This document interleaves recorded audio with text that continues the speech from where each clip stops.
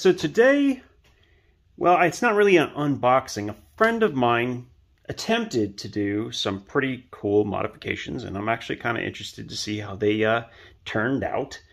But he asked me for some help, and I said, okay, sure, I'm happy to help. And also it was an opportunity to test a different way to open some tools. So let's take a look, first of all, what's inside this package. Okay. Okay, what's this? Ew. Okay, I'm not exactly sure what that's for yet, but I'll try to figure something out. Okay, so let's start with what's in here.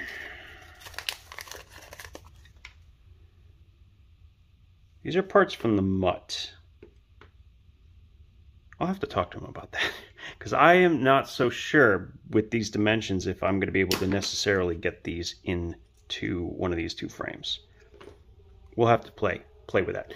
Okay, so let's see what happened here. All right, okay, interesting. So we have, well, we need new pivots, obviously. Needs a little cleaning. All right. And this I do find interesting.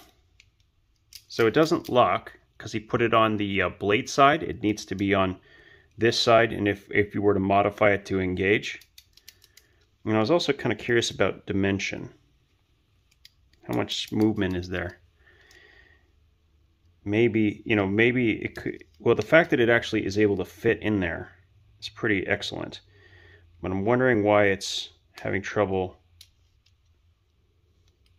What's the widest part here? I think it's this. I think it's this right here. I think the reason it can't fit in is because of the peened piece, just barely too thick. Because I can feel the pressure on it. It's kind of like locking it in place. All right, well, the goal here is to turn it into something here. We're going to try to get an outside accessible scissor, preferably with a spring. This may be an opportunity to get the bench press going. I don't know if you guys know, but I actually have a bench press on the table here. And I've had it here for about 6 months now. Let's see if I can show you guys. Yeah. So we are going to eventually mess around with that to drill some holes and some Victorinox scissors. That's the big thing I'm going to set that up to do. And I have kind of put that off for a number of reasons. But I think this might be the time to start getting it going, because I actually have a bunch of scissors ready to rock and roll.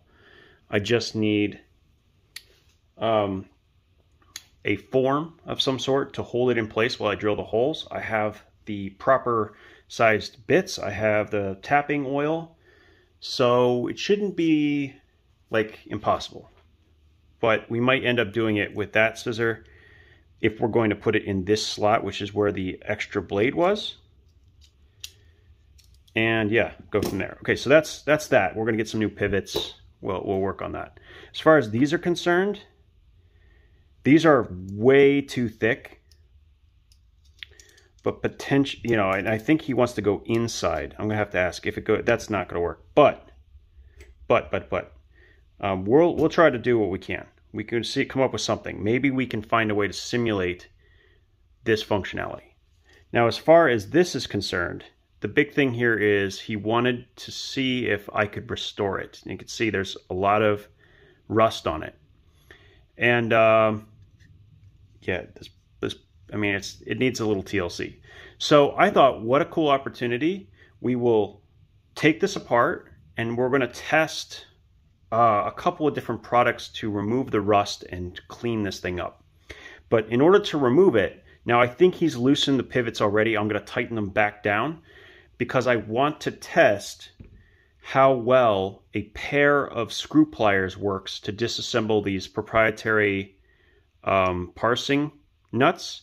So there's an option for people, because I'm sure you guys know it's a little bit difficult to get those wrenches that I use, and pretty much kind of impossible to find them nowadays. So these parsing wrenches that were made in Russia, they're not easy to find, to say the least. And so most people don't have them. So my thought is this: what if we could suggest a couple of useful tools that are useful elsewhere, but also happen to be applicable for this? And with any luck, they won't damage the pivots. That's what I'm hoping. They won't damage the screws. Now, as far as the tool set on this, that's going to have to do a lot with... oh, this is a Charge ALX. It's a Charge ALX. Two bit holders. I always like this model a lot, I gotta say. So this one basically has the, what do you call it? The micro driver and then the can opener. I've always liked this design. I don't know why they stopped doing this. Maybe it was just more expensive, because the double, if you think about it, the only thing we're missing here is the scissors, right? But if they had done this exact design with 2 bits, and then instead of, say, the serrated blade, they put a outboard scissor, like, think of how good this design would have been. You know what I mean? I mean, it would have been epic. Because having a pair of, because this is 4 different bits you can carry. And maybe you don't want flatheads, maybe you want some like Torx or something. Well, it gives you all the options. All the replaceable bit holders. So yeah, we're going to take this thing apart and we're going to do it using screw pliers. And hopefully that goes well. We're going to kind of inspect the screws and see how much damage we do with the screw pliers themselves. And I'm actually going to tighten down the pivot before I do that, just to kind of simulate what it would be like if you were to break that red Loctite for the first time. So that's what we're doing with that one. And we're going to figure out what we're doing. And then this thing, luckily I have a lot of Leatherman wave parts. So we're going to do something with this, restore it somehow. I'm going to talk with him and we're going to figure it out. But this is the first part in a 2-part video. In that, or maybe 3-part. We're going to have to do 3 parts, because one will have to be about the charge and the other one will have to be about restoring the wave. Probably, I don't know which one's going to go first. I have to buy the rust remover. And speaking of rust remover, all you guys out there who use rust remover on a regular basis, what would be your preference?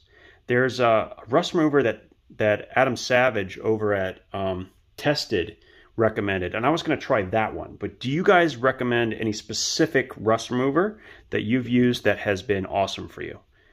I've also used in the past WD-40, but it's kind of more of a preservative after the fact for this that I use this for. I don't usually use it for just taking off the rust. It's something that you kind of need a specific item for. So I'm curious. Let me know. What do you guys think? What would you use? This will be an interesting set of projects, but I'm looking forward to getting back to this type of modification. That's it for today. That's what we're doing. That's what we're going to do with these. And yeah, let me know. What are your suggestions? Also, if you had these tools and you could take them apart, what would you put in them? Let me know.